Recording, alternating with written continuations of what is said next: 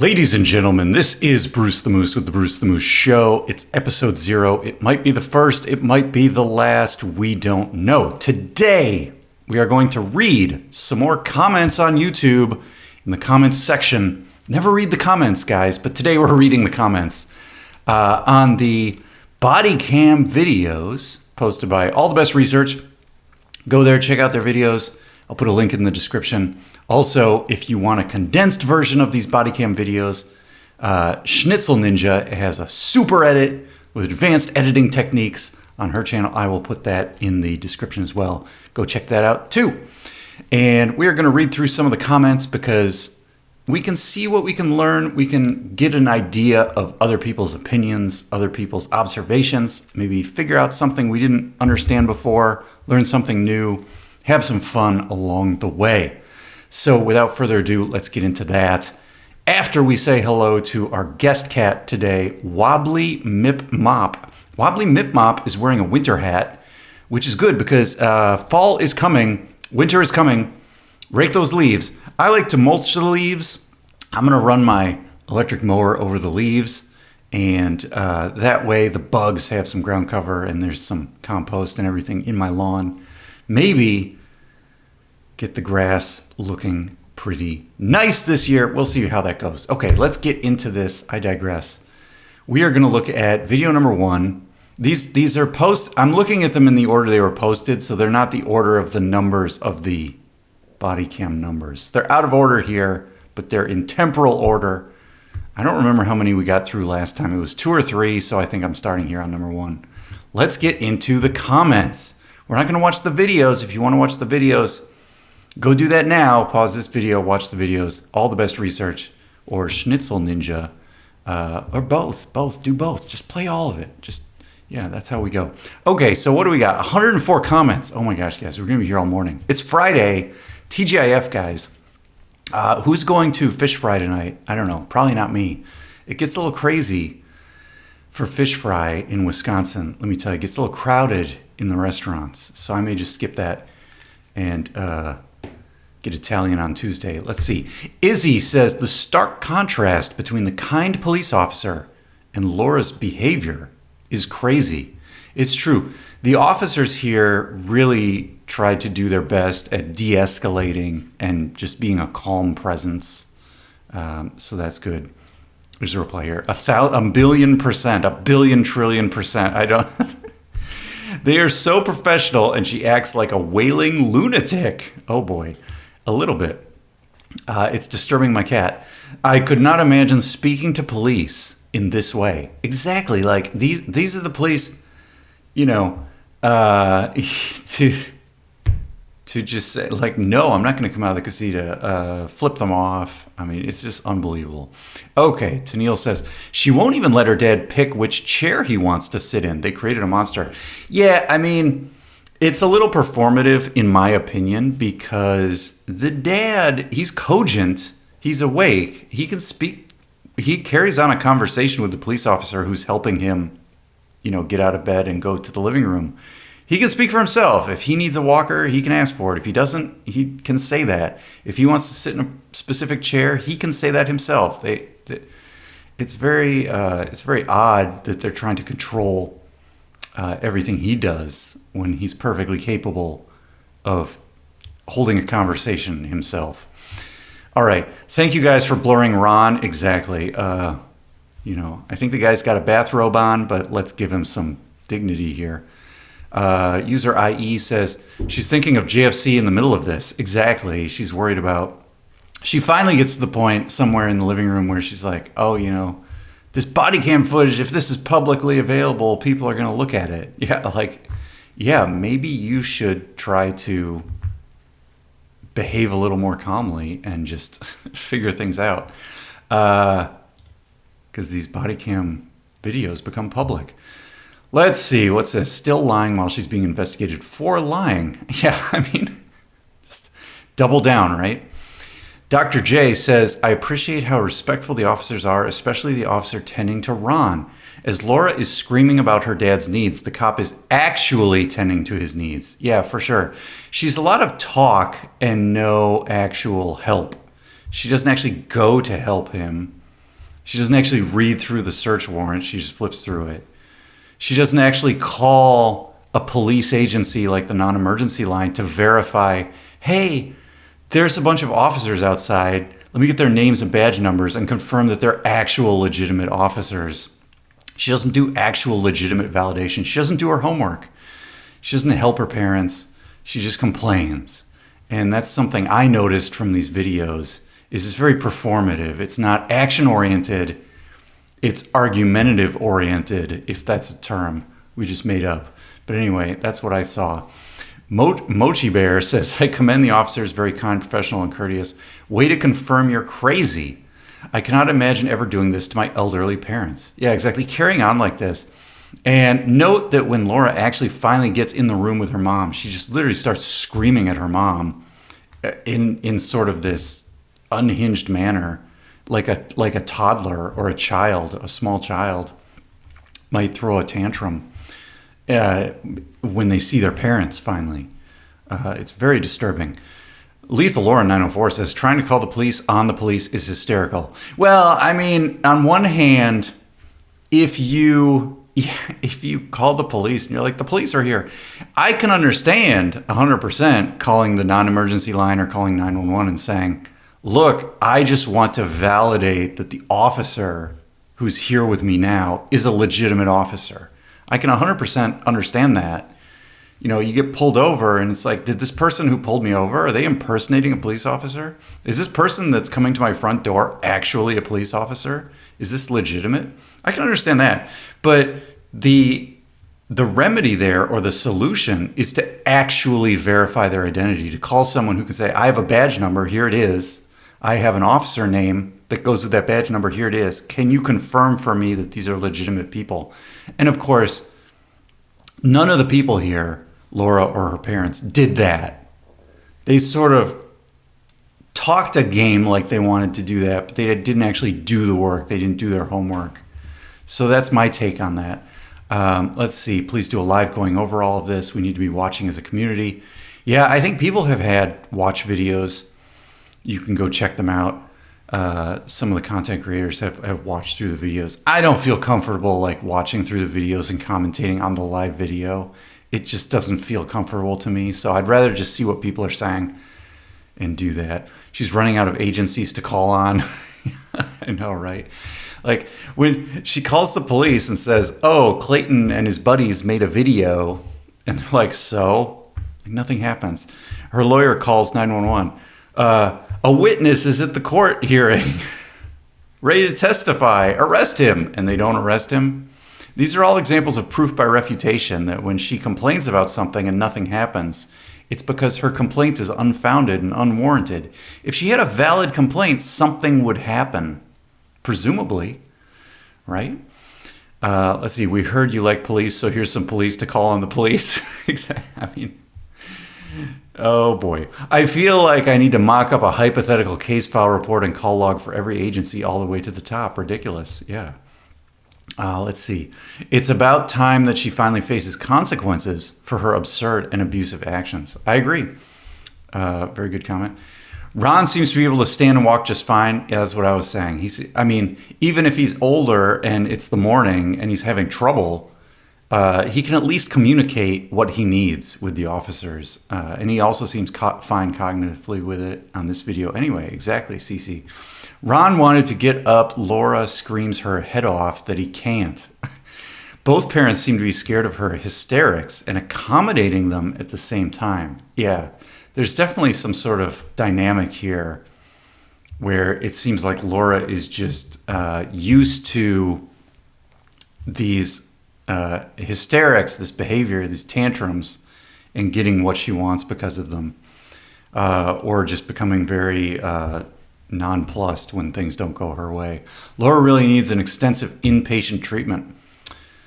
Maybe. Who's in control of that household was on display in this videos. Yeah, exactly. Randall says, officers as polite as possible under the circumstances. Fair. I agree. The officer handles the situation so well and so kindly. Very good. Kayla says, whoa, whoa, whoa, whoa, whoa. Yeah, she really is fighting. Laura is really fighting in these videos if you watch it. She's fighting for a place where she can one-up the police and have something that she's right about. Like, you're not supposed to be here before 7 a.m. I'm allowed to call my lawyer. He's going to tell you off. And of course he doesn't, so she immediately buries all of that. Whoa.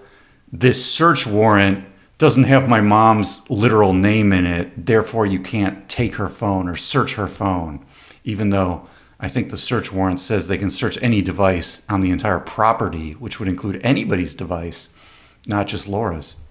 But she's so eager to hunt for a way to one-up the police officers. Do you see what you've done? You know, I think almost she would like it if her dad was trying to get out of bed and fell down, because then she could have something to use against them to one-upsmanship against the police during this conflict. That's the only thing she's looking for here. Just a horsey girl. Yeah, I mean, I think, I don't know if this is really horse language. I mean, it is, but I don't think that was her mindset. I think she's just trying to get a one-up on these guys. And she's like, hey, or, you know, hey is for horses. I've got something here I think I can one-up you with. I think that's where she's coming from. Angie says, all the best research. The officer couldn't have been more respectful to Ron, Jan, and Laura. Congrats to these Arizona officers for doing their job. Exactly. Unlike the previous two officers that failed to follow protocol. And what they're talking about there is there was a wellness check from the FBI or something like that, or from various concerned people, after Laura and her lawyer had posted things related to her own ideations of self-harm. And there was one where the police officers did talk to her. There was one where the police officers did not talk to Laura. They only talked to her mom. And I think that was not good, because when you get a wellness check, you actually have to put eyes on the person you're doing the wellness check for. So that's what they're talking about there. The officers not only allowed Jan to take over during their welfare check of Laura, they accepted the word salad from Jan without checking the accuracy of her statements. That's true. The previous officers never laid eyes on Laura and then outed the reporting party's phone number to Jan. What a huge difference it makes when officers perform the duties in which they're sworn to uphold. Footnote, in case it was missed in the body cam video, Ron himself volunteered information regarding Laura's mental health. That's true. You may have to find the very specific section, numbered video here. But if you get the body cam from the officer that primarily assists Ron, they do have a very interesting conversation about that. And it's a little hard to hear, so you have to listen to it with good headphones or turn the volume up. But that's a good one to go back, and if you're looking for something to deep dive into, that's a good one to find. He told the officer that in the past that his daughter Laura had threatened to unalive herself. Yeah, and I think he said something like a year ago. But he also said something like, this search that's happening in the moment is going to push her over the edge. He says something like that. He thinks it's going to push her over the edge. So he's telling this to the officer. And I think these officers they're just trying to make sure everybody is safe in the moment. So, you know, what are you going to do with that? I don't know. Some people think that Ron is kind of trying to be manipulative here a little bit, but I actually think Ron is trying to explain the situation to the best visibility. I don't think Ron is really trying to manipulate. He's just trying to have a conversation. I don't think Ron can really wrap his head around the scope of everything that's going on with this case. He seems sort of amazed by it. Like when he says, you really need to show up before 7 a.m. You really need this many people. I think he's trying to wrap his head around it. That's my take. However, in my opinion, the previous officers that made contact with Jan regarding the welfare check on Laura failed. Yeah, they did, because they didn't put eyes on Laura. Let's see. Sourdough Reed. Man, now I want a sandwich. Watching this video is sad for Ron, but there is no way her family did not know she's been amusing men with her manipulative behavior. She clearly manipulates her family with self-harm claims. It's a shame. I agree.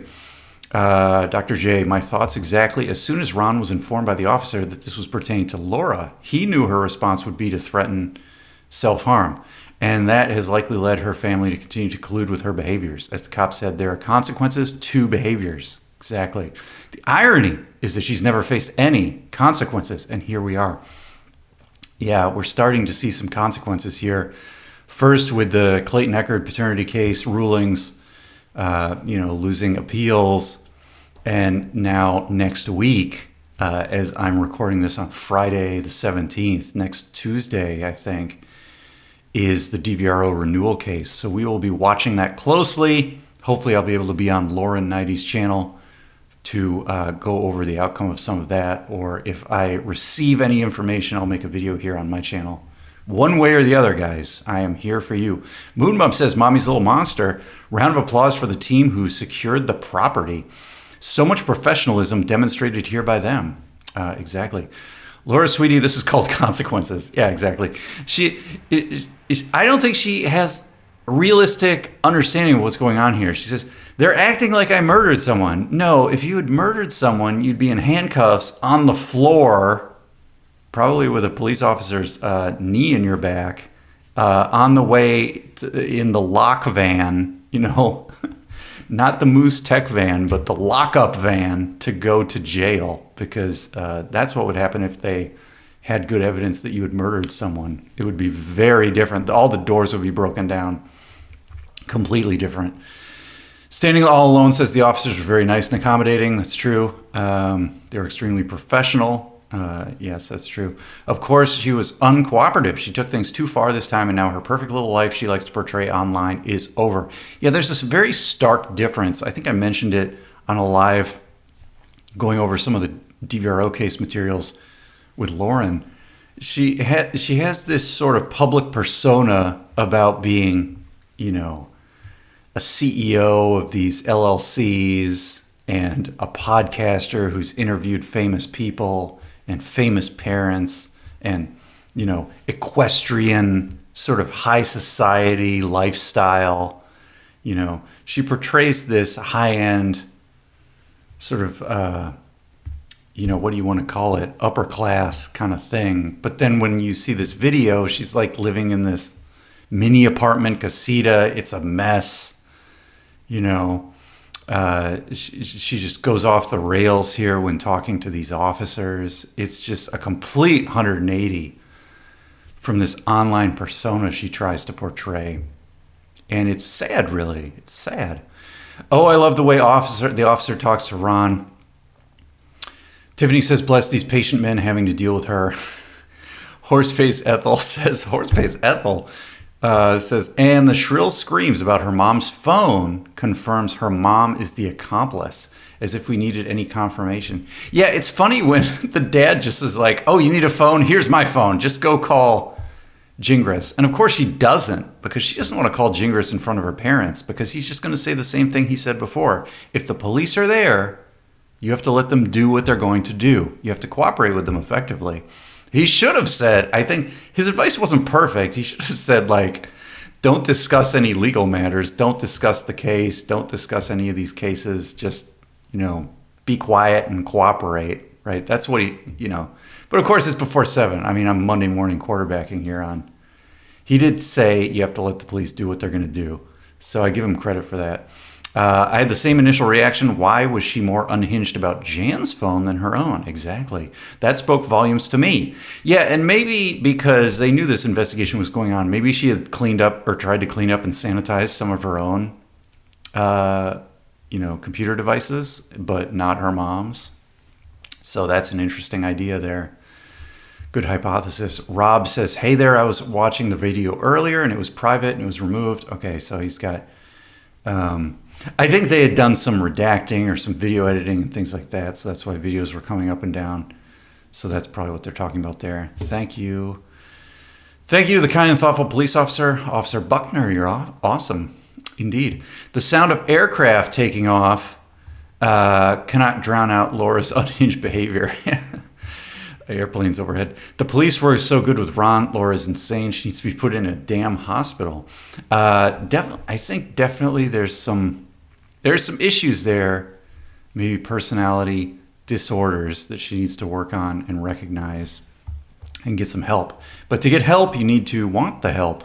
And that's the problem where we are right now. Christina says, had I caused something like this to happen, my parents would have handed me over on a silver platter. Yeah, exactly. I think Dave Neal said the same thing. If he was Laura's dad, it would have been like, come on, we got to knock this nonsense off. We got to clean up this room. We got to get our act together. Exactly. Some real parenting here.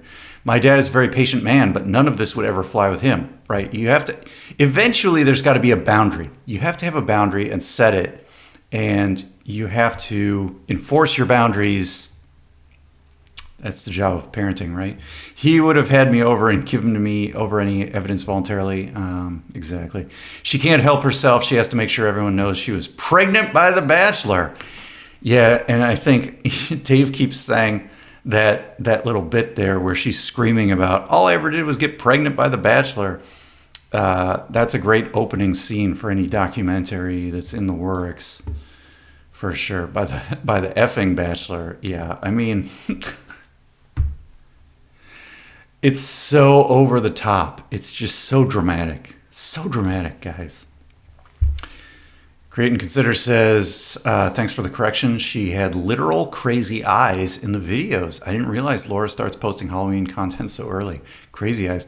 Yeah, I mean, what a wild situation. I can understand that in the moment it can be hard to say the perfect thing, do the perfect thing, but at least some level of control over, get control over the limbic system. I mean, it's been minutes since they took her into this living room, right? And she just escalates.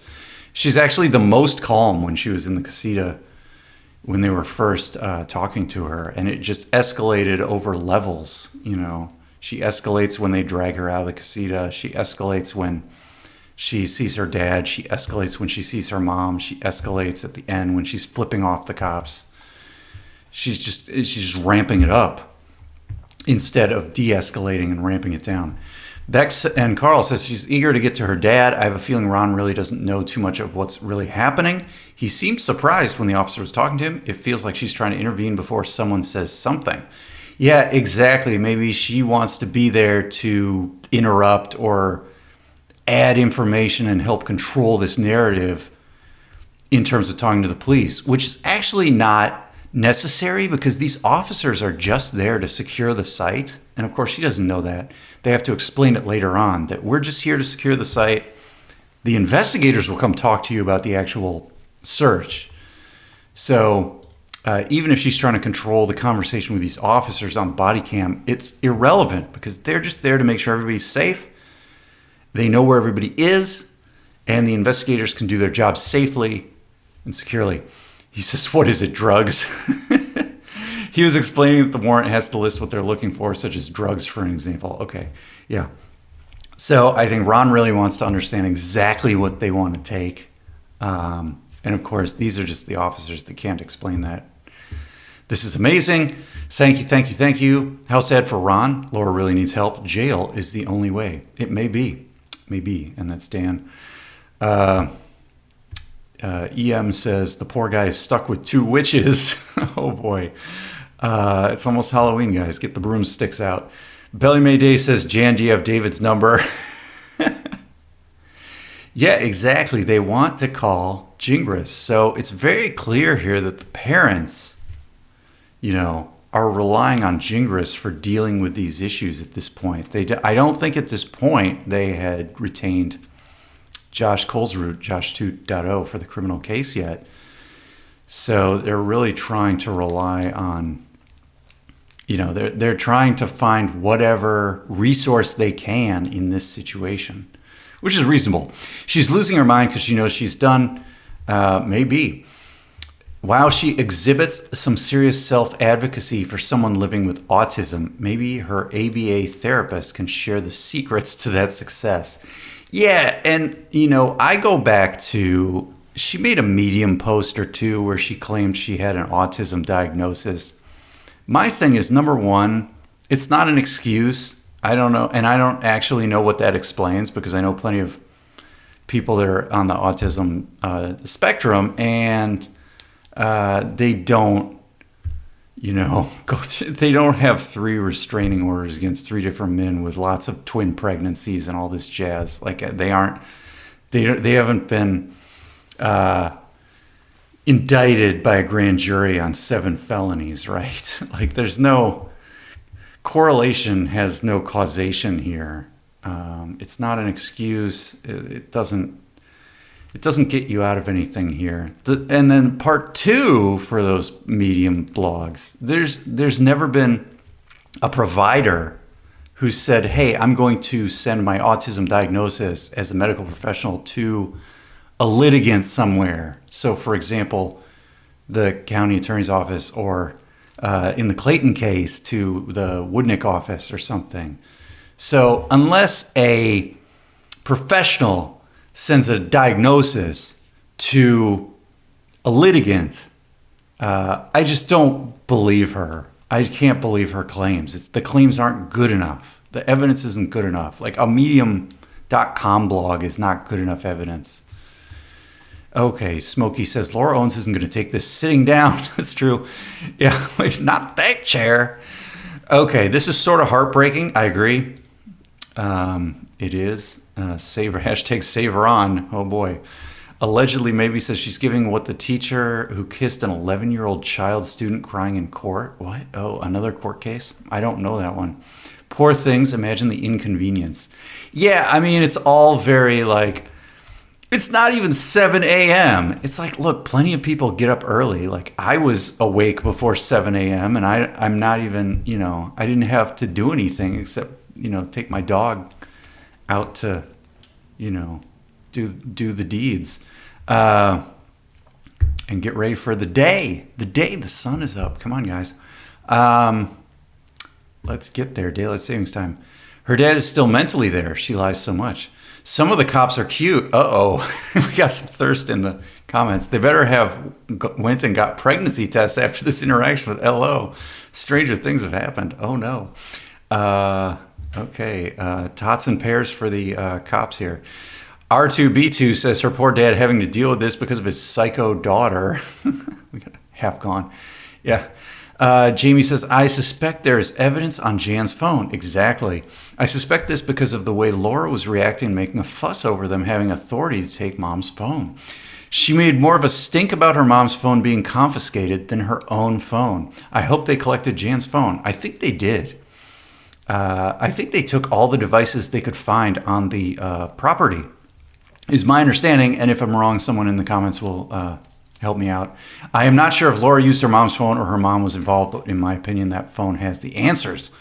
The way Laura and her mom are infantilizing Ron is just sickening. Oh, that's a good way to put it, infantilizing. Very good. I feel bad for him. I hope they got all the electronics in the house. I think you're definitely right. Jan is likely the accomplice mentioned in the criminal court docs. Yeah, so we'll see how that goes when we get further on in the criminal case. Now, guys, the criminal case is going to be a while. There's going to be another status hearing where I think it's just going to be, are you guys on track? Are there any issues we need to deal with? It's going to be procedural. There's another status conference that may be more in-depth beyond that. And then I think the trial is the third date. And I imagine the trial date will move because of the volume of evidence in this case. So just, don't hold your breath, guys, but just carry the course and we'll get there. EC says, OMG, I'm having breakfast in Scotland on a Saturday morning. Nice. I have no idea who this is, but I feel like I'm about to go down a very entertaining rabbit hole. Oh my gosh, EC, you are. And for people that want to get a refresher on the case, Dave Neal has a TikTok playlist. If you're amenable to TikTok, I know TikTok's for the kids, skibbity riz. But if you're amenable to watching something on TikTok, Dave Neal has a playlist where he's going back over the case and his involvement with the case. And I think it's a great recap of the case. So check that out. 3GMC says he can roll in that chair. He can roll in that chair. I mean, what are you worried? He's going to escape your captivity and get away from the 24/7 control.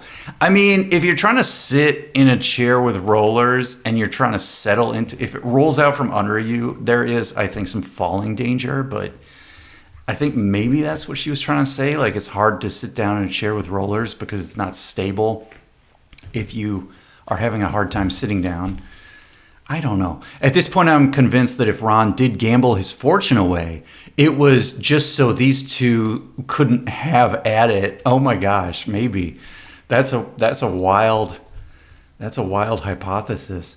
Yeah, I really don't understand. We're trying to figure out with this bankruptcy case where their money went, because I could see with this whole horse hobby and buying horses and going to horse shows and buying all the horse stuff, feeding the horses, caring for the horses, building barns, they could have blown through like half of what they say they've lost in terms of debt and equity and everything over the years, in the last 10 years. Maybe more than half, but where's the rest? So was it a gambling problem? Was it other bad financial spending that they did? I just don't understand. I mean, people will say they have like a bunch of stuff from Amazon in their garage, which may be true, but I don't think it can. The spending you would do on like Amazon.com to have some boxes in your garage is not going to cause the bankruptcy filing that they have. So I really would be interested to understand it better. Really breaks my heart for Ron. So sad to see what he's having to endure here due to Laura's actions. The cops aren't to blame. She is. Very good. Same, he should be in an assisted living home, living out the rest of his days with comfort and no stress. Instead, he's being dragged to court and having his home raided because his daughter is a criminal. Yeah, I mean, really, Laura should be on her own as an adult doing her own thing. And then the parents should have a condo or one of these, they have places that are like condos or apartment complexes where there is some different levels of nursing staff that can assist you if it's just a matter of making sure, the laundry gets done and all that jazz. Like if people are pretty self-sufficient, other than just needing a few basic bits of help, they have those kind of places. And with his career and the retirement money that's coming in, there should be no problem living in a very nice place like that, I would think. LMNOP says, Ron tells the cops you don't dare say anything about Laura being self-harmish. Turn on closed captions because it's hard to understand them. Exactly. There's that bit that's very difficult to follow, but it's good to check it out. Go back and check that out. Love this for her. Harm has been done over and over, yet instead of accountability, excuses are made and protection is offered by those closest to her. This isn't compassion, it's complicity. Well said. Nothing like it. Excuses are not care. The silence is not support. Yeah, and this gets exactly back to when Laura and her mom are just like saying things at the police, just trying to one-up on them. It's not an action that shows actual support, actual care. It comes across as disingenuous. True care means helping someone face their actions, not covering them up. Actions have consequences, as the officer pointed out, and until the consequences are faced, the cycle of harm will never end. Her father still tries to use her manipulative self-harm as an excuse for her behavior. This was the same MO used in 2016. This is a good point. If we go back and review the documents related to the Mike Maricini case from 2016 and that time frame, it's very similar sort of patterns of behavior from one case to the next. You can see parallels going from the Mike case to the Greg case to the Clayton case, and now the behaviors we're seeing in these body cam videos. When will they finally end this charade? Why is her sister sitting by watching this happen as well?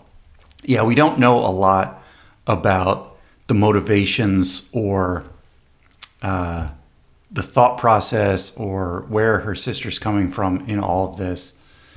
That would be something interesting if that can be dug into in a healthy way. Maybe she can give an interview in the documentary, if there's going to be a documentary or something like that. Maybe we can get some more insight at some point. But it should be done in a healthy, safe way. My 2 cents, the officer with Ron was so kind and gentle with him. Props to him. I would have been like, Jan, come get your husband. This robe on, I'm not doing all that.